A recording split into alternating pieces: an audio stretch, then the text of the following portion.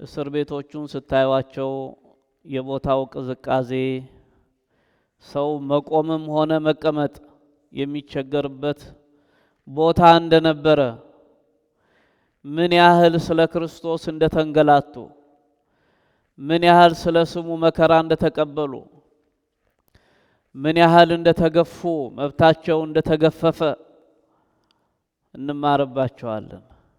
ያኔ እነሱ ዋጋ ከፈሉ። ከጎን የሚቆም ብዙ አልነበረ። አለሁ አለሁ የሚል ብዙ አልነበረ። ደጋፊ ብዙ አልነበረ። እውነትን ብቻችሁን ስትከላከሉላት ስትመሰክሩላት ምን ያህል ህመም እንዳለው ያለፈበት ነው የሚያውቀው።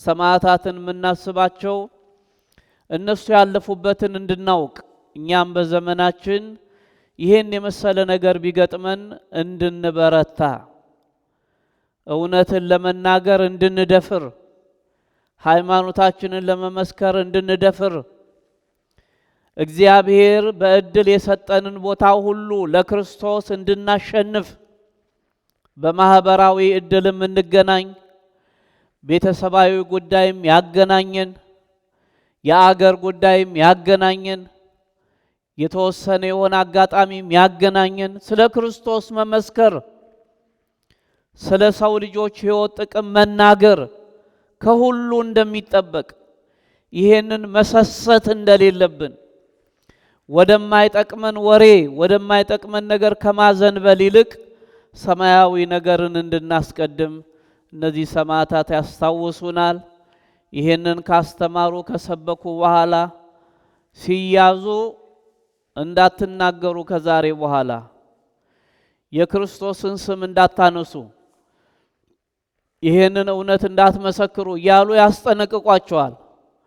እኛ ከእግዚአብሔር ይልቅ እናንተን እንሰማ ዘንድ አይገባም እያሉ እንዲያውም እየጨመሩ አገልግሎታቸውን እያሰፉ ሄዱ። እነሱ ሲጠነክሩ መከራውንም እየጠነከረ እነሱ ሲበረቱ ፈተናውም እየበረታ ችግሩም እየበዛ እንቅፋቱም እየበዛ የቤተ ክርስቲያን ጉዞ እንደዚህ ነው። ቁጥራችን ትንሽ ሲሆን አገልግሎታችን መጠኑ ዝቅ ሲል ፈተናው እንደዛ ነው። አገልግሎቱ ሲሰፋ ቁጥራችን ሲበዛ እግዚአብሔር ሲጠቀምብን ፈተናውም እንደዛው ያድጋል፣ ችግሩም እንደዛው ይሰፋል። ችግር እንዳያገኘን አስበን በክርስትና መኖር የለብንም። ፈተና ከየትም ይመጣል፣ በተለይ እግዚአብሔር ከኛ ጋር የሚሰራ ከሆነ